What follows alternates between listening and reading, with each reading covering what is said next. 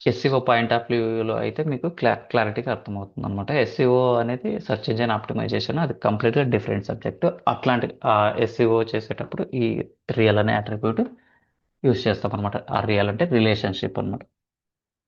So మీకు ముందు క్లాస్లో అది ఇంకా అర్థమయ్యేలాగా క్లారిటీగా చెప్తాను.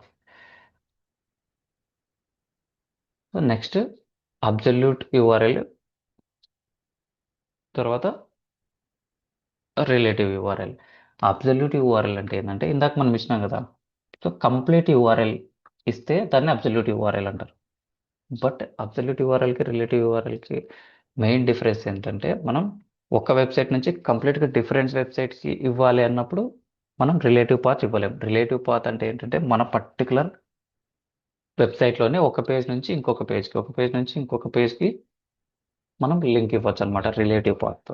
బట్ మనం అదే అబ్జల్యూట్ పాత్ యూజ్ చేస్తే సో ఒక పేజ్, ఒక వెబ్సైట్ నుంచి కంప్లీట్గా ఇంకో వెబ్సైట్కి వెళ్తుంది అనమాట, ఎక్స్టర్నల్ వెబ్సైట్. మనం దీన్ని ప్రాక్టికల్గా చూద్దాం.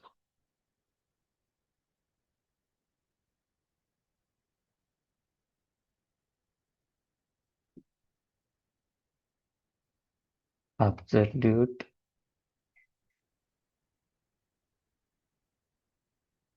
వర్సెస్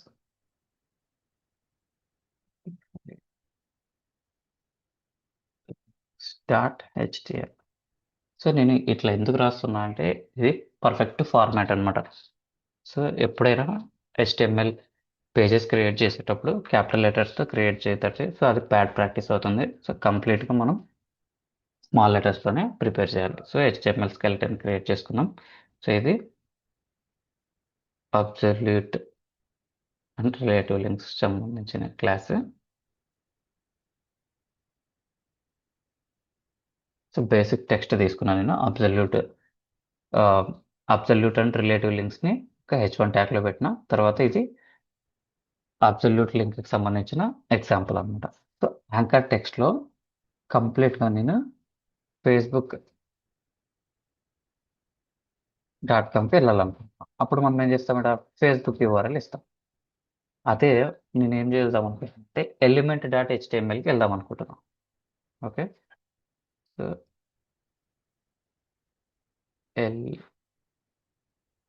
ఎలిమెంట్ పేజ్, ఇక్కడ నేను ఏం చేస్తా, సో ఎలిమెంట్ అనేది ఇక్కడ ఉంది కదా, element.html element.html అనే లింక్ ఇస్తాను.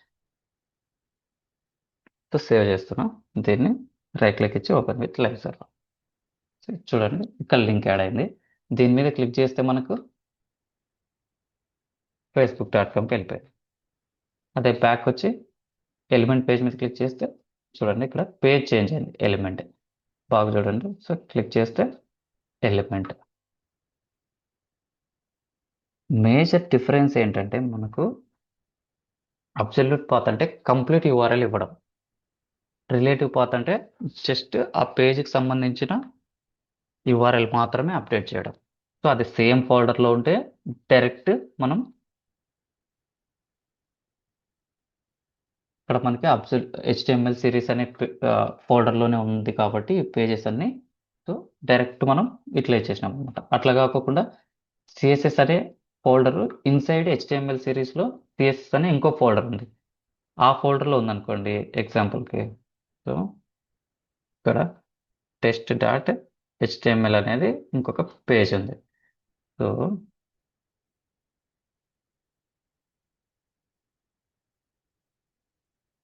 టెస్ట్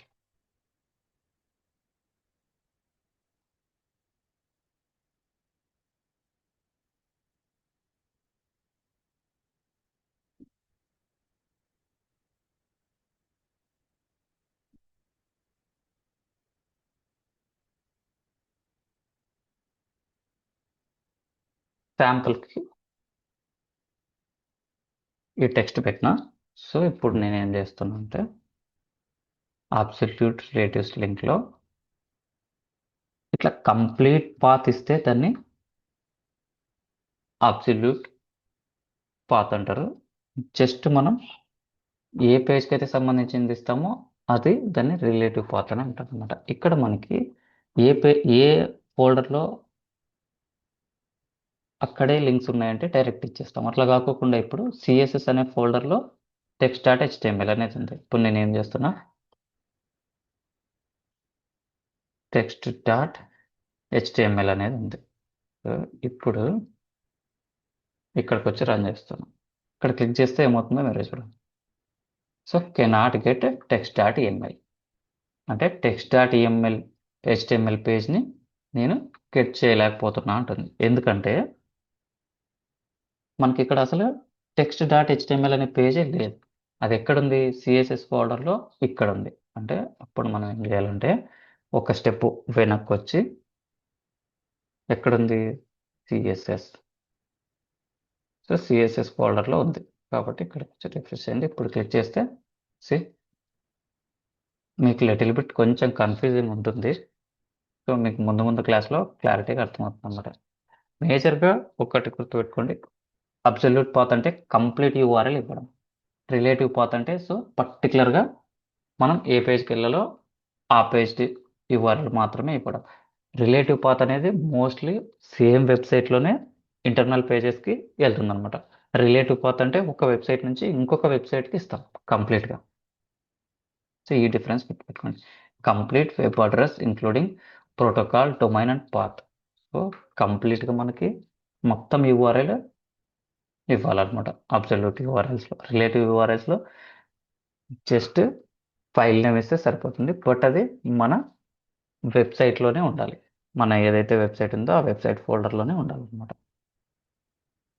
తర్వాత న్యూ ట్యాబ్, ఇది ఇందాకనే చూసినాం, టార్గెట్ ఈక్వల్ టు బ్లాంక్ అని ఇస్తే ఆటోమేటిక్గా న్యూ ట్యాబ్లోకి వెళ్ళిపోతుంది. సో ఈ ఇందాక చెప్పిన కదా, మళ్ళీ చూద్దామని, ఈ రిలేషన్షిప్ ఆర్ఈఎల్ అనేది ఏంటంటే, సో ఇక్కడ మనం ఫేస్బుక్ పేజ్కి లింక్ ఇచ్చినాం.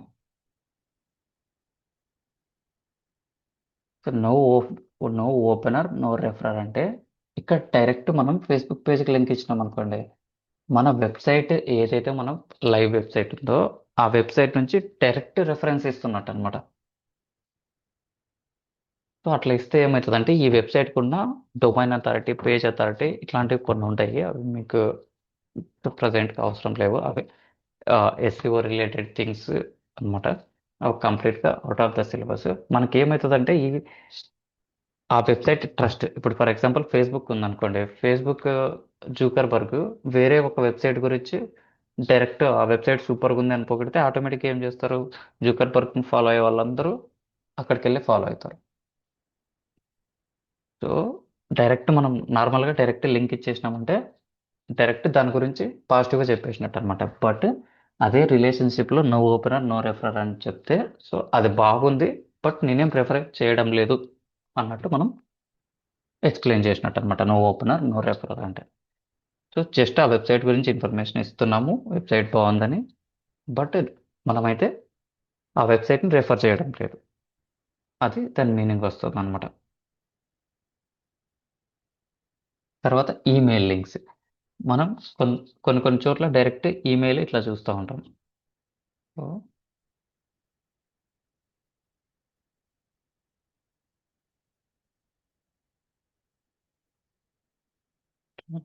బర్త్ డేట్ సింహ ఐఐటి సొల్యూషన్స్ .com, ఇది ఒక పేరాగ్రాఫ్లో ఉంటే, పేరాగ్రాఫ్ అంటే ఏంది, మనకు టెక్స్ట్ లాగా కనిపిస్తుంది, రైట్? ఇక్కడ వచ్చి చూద్దాం, టెక్స్ట్ లాగా కనిపిస్తుంది, రైట్? దీన్ని మనం లింక్ వేస్తాం. లింక్ ఇవ్వాలంటే ఎట్లా, సో యాంకర్ ట్యాగ్ పెట్టాలి.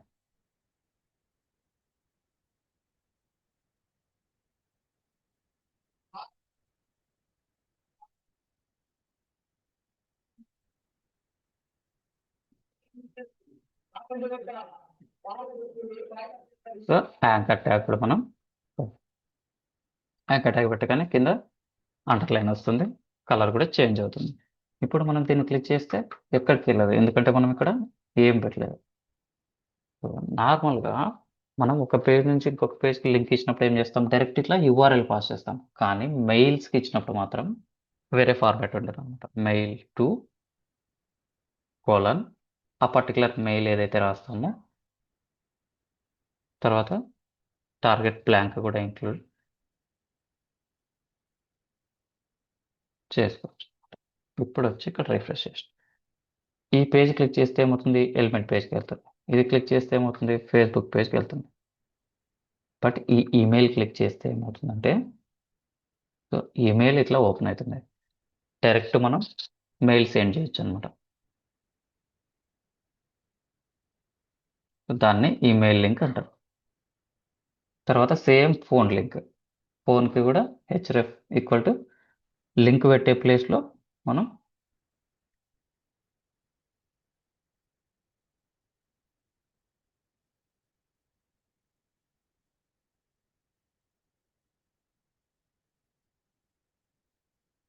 దీన్ని క్లిక్ చేస్తే ఆటోమేటిక్గా మనకి ఓపెన్ ఫోన్, మనం ఎక్కడైనా ఒక నంబర్ మీద ఇట్లా క్లిక్ చేస్తే మన దాంట్లోనే ఫోన్ సింబల్ ఓపెన్ అయ్యి ఫోన్ రావడానికి చూపిస్తుంది చూడండి. సో అట్లా అనమాట. అది ఎట్లా అంటే, మనం back end side tell colon phone number, particular phone number రాస్తే సో ఆ పర్టికులర్ ఫోన్ నంబర్కి మనకి ఫోన్ వెళ్తుంది అనమాట. Book mark URLs. Book mark URL అంటే ఏంటంటే, ఒక సేమ్ పేజ్లోనే టాప్ నుంచి బాటమ్కి, బాటమ్ నుంచి టాప్కి, లేదా ఒక పేజ్ నుంచి ఒక సెక్షన్ నుంచి ఇంకొక సెక్షన్కి మనం లింక్ ఇవ్వచ్చు అనమాట. అది ఎట్లా అనేది మనం చూద్దాం.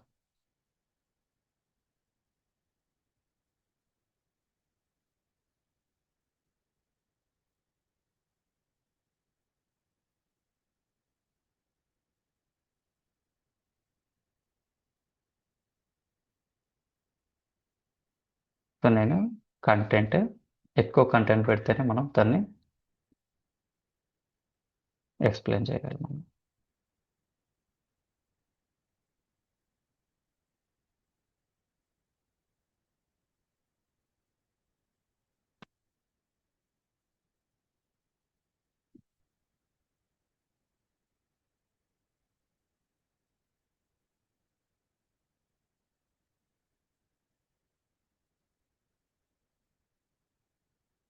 ఇది మనం పారాగ్రాఫ్ అని పెడుతున్నాం, దీన్ని H1 అని పెడతాం.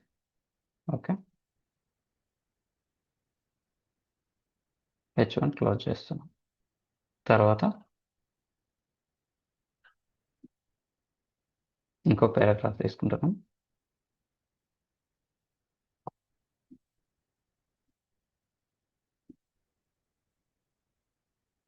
దీనికి మనం H2 అనేది పెడతాం. తర్వాత దీన్ని సేమ్ పారాగ్రాఫ్ ట్యాగ్తో ఎండ్ చేస్తాం. ఇప్పుడు మనం దీన్ని రన్ చేస్తే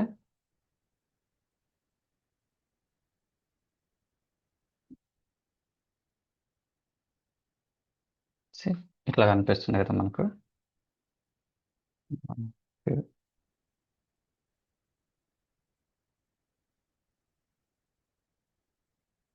సేమ్ ఇదే కంటెంట్ని నేను మళ్ళీ కాపీ చేసి మళ్ళీ పేస్ట్ చేస్తున్నా, మళ్ళీ పేస్ట్ చేస్తున్నా. ఇప్పుడు ఎక్కువ కంటెంట్ వచ్చింది. ఇప్పుడు నేను పర్టికులర్గా ఈ లారమ్ ఆప్షన్ అనే దాని మీద క్లిక్ చేస్తే, ఓకే, దీని మీద క్లిక్ చేస్తే నాకు ఇక్కడికి వెళ్ళాలనుకోండి, ఈ ఈ పర్టికులర్ వై చూసర్స్ దగ్గరికి, లేదా ఇక్కడ ఫస్ట్లోనే మీకు ఇంకా క్లారిటీగా అర్థం కావడానికి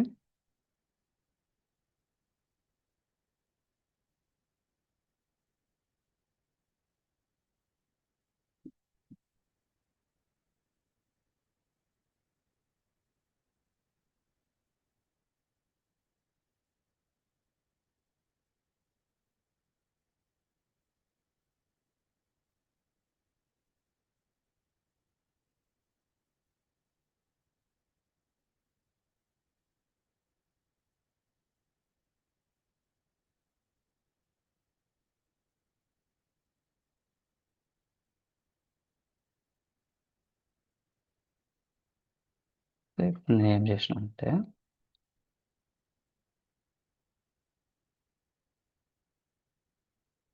యాజ్ పెట్టి so what is lorem ipsum అని పెట్టి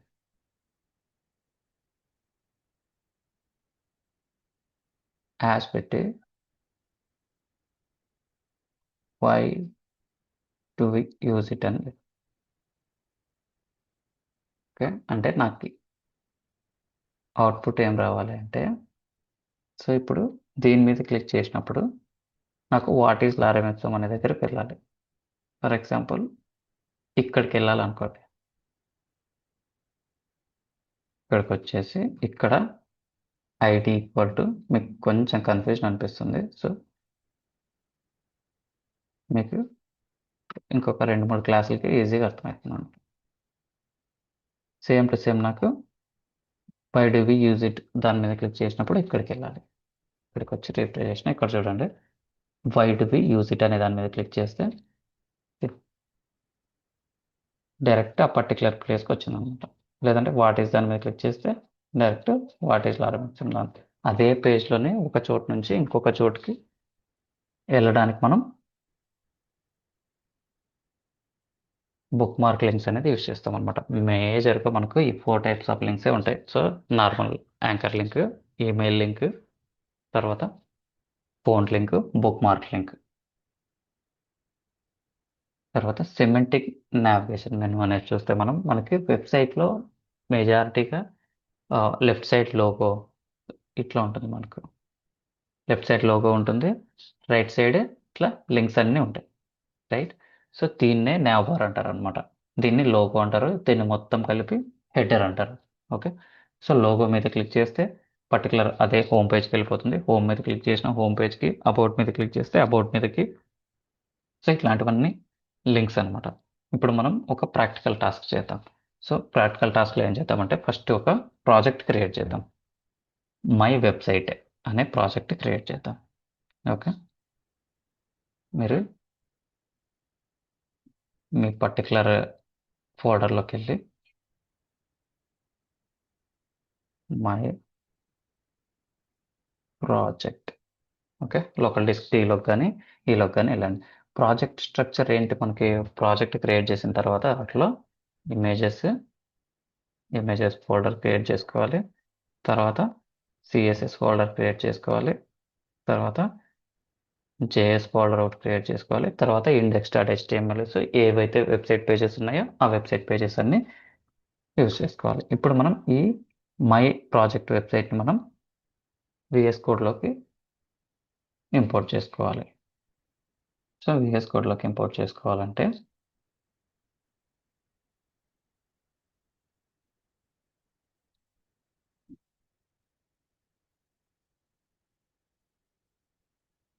ఇక్కడ ఓపెన్లో ఉన్న పేజెస్ అన్ని క్లోజ్ చేసినామంటే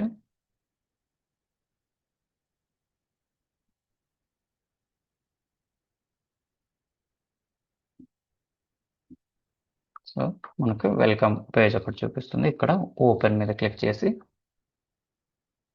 మన పర్టికులర్ ఫోల్డర్ ఎక్కడైతే ఉందో డాక్యుమెంట్స్లో మీకు లోకల్ డిస్క్ డీలో ఉంటుంది.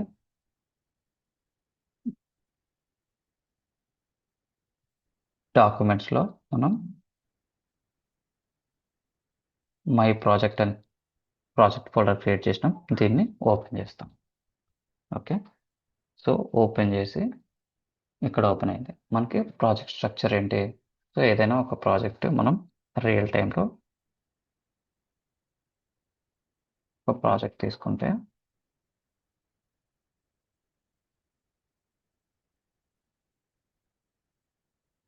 మనం యూట్యూబ్ వెబ్సైట్ తీసుకుందాం.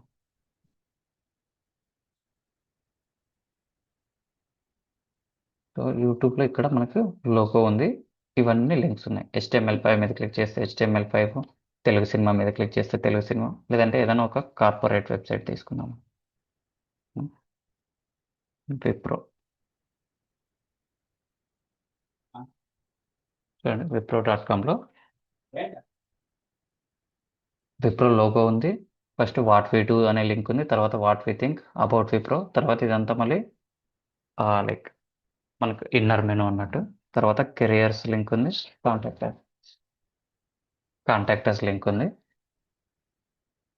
సో ఈ nav బార్ని మనం క్రియేట్ చేద్దాం. సో ఏ పేజెస్ ఉన్నాయి, what we do, what we think, about Wipro, careers, contact us. So first మనం పేజెస్ క్రియేట్ చేసుకోవాలి. What we do dot HTML, తర్వాత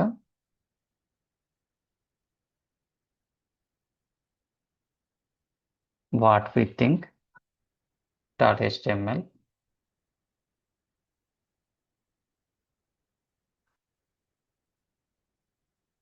తర్వాత about Wipro,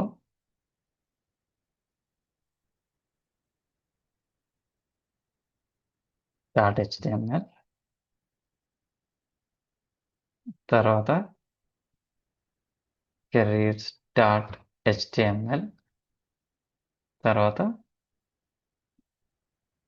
contact us dot HTML. Okay, so ఇది ప్రాజెక్ట్ స్ట్రక్చర్. దీంతో పాటు మనకు హోమ్ పేజ్ ఉండాలి కాబట్టి హోమ్ పేజ్ని ఇండెక్స్ డాట్ హెచ్టిఎంఎల్ అనేది క్రియేట్ చేస్తాం అన్నమాట.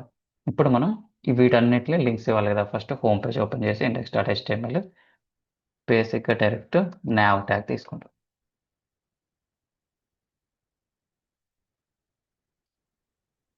సో nav ట్యాగ్లో ఏం చేస్తున్నా, హోమ్, తర్వాత ఇక్కడ ఏముంది, what we do, what we do, తర్వాత నెక్స్ట్ ఏముంది, వాట్ వీ థింక్,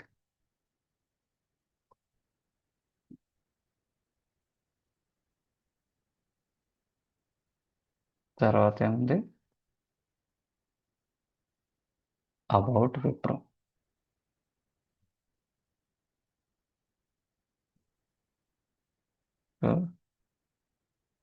తర్వాత ఏముంది, careers,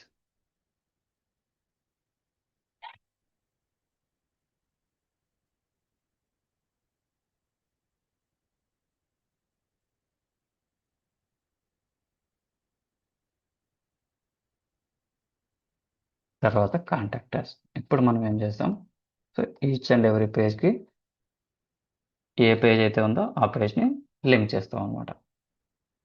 so home page index dot HTML, ఈ page what we do dot HTML, తర్వాత ఈ పేజ్కి what we think dot HTML, ఈ పేజ్కి అబౌట్ విప్రో, తర్వాత కెరియర్స్, తర్వాత కాంటాక్ట్ అస్. సేవ్ చేసిన తర్వాత మనం ఇండెక్స్ ఫైల్లో ఉన్నాం కదా, దీనికి ఏం చేస్తామంటే, సో ఫస్ట్ మనం స్కెలెటన్ క్రియేట్ చేస్తున్నాం. దీన్ని విప్రో హోమ్ పేజ్ అని పెట్టుకున్నాం. ఇక్కడ బాడీలో వచ్చేసి ఇది డిజైన్ చేసినాం.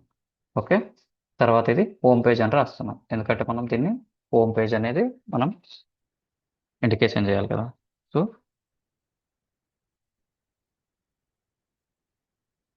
హోమ్ పేజ్ అని రాస్తున్నాం. సేమ్ దీన్ని యాజ్ ఇట్ ఈస్గా కాపీ చేసుకోండి. ఇది ఈచ్ అండ్ ఎవ్రీ పేజ్లో ఉండాలి మనకు. ఇప్పుడు ఇండెక్స్ డాట్ హెచ్టిఎంఎల్లో మనం చేసినాం కదా, సో దీన్ని రన్ చేస్తాం.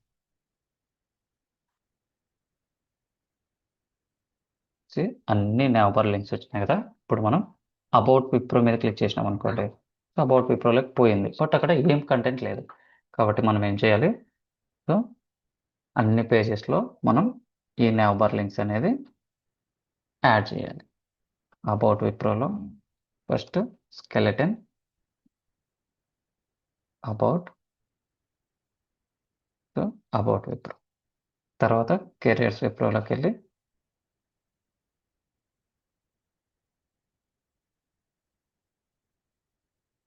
కెరియర్స్ పేజ్, ఇక్కడ మనం కెరియర్స్ విప్రో, తర్వాత కాంటాక్ట్ పేజ్కి వెళ్ళి contact same contact us page, తర్వాత వాట్ వీ డూ పేజ్కి వెళ్ళి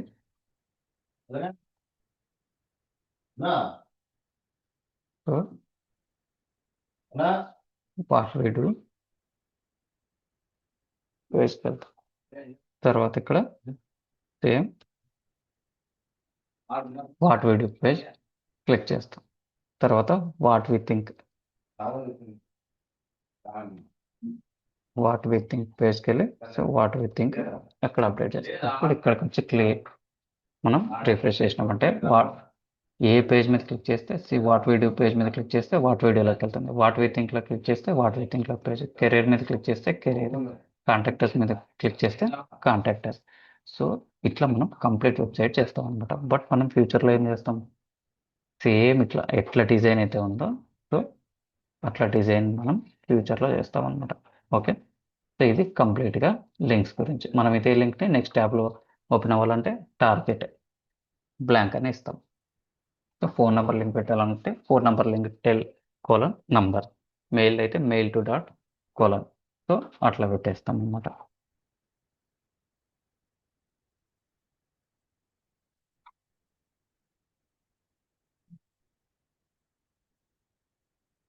ఇప్పుడు ఇక రియల్ టైం ప్రాజెక్ట్ ఒకటి కంప్లీట్గా చూపించిన. సో తర్వాత మీరు ఒక ప్రాజెక్ట్ మీరు మీ ఎండ్ నుంచి కంప్లీట్ చేయండి. ఓకే,